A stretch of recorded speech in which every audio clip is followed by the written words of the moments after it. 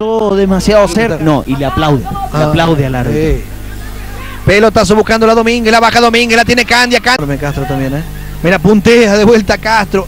Este es Domínguez, engancha Domínguez, la va pidiendo Godoy, levanta. Ulises Domínguez con la 15. Dentro de este partido y en contra del Sportivo San Lorenzo y en favor de Colegiales, porque le permite recuperar. Habrá tiro libre de esquina para el equipo de Colegiales. Viene el centro, pelota que saca el arquero. Ingresado amarilla. Aquí está el tiro libre de Domínguez. Deja correr amarilla y ahí casi lo sorprende a su arquero. Godoy. Amaga primero Domínguez, ahora mete pelota para el equipo de Colegiales. En la mitad de la cancha Castillo. Aquí está Domínguez.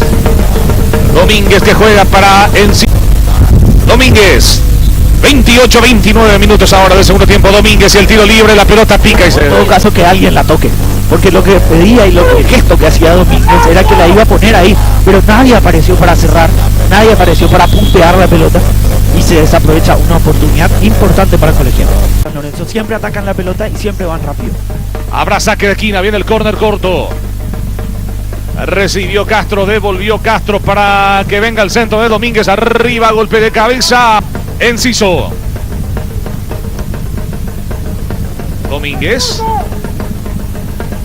Domínguez, viene el centro para Carvalho. La pelota pica, le va a quedar al recién ingresado. También lo de Valdés fue importante.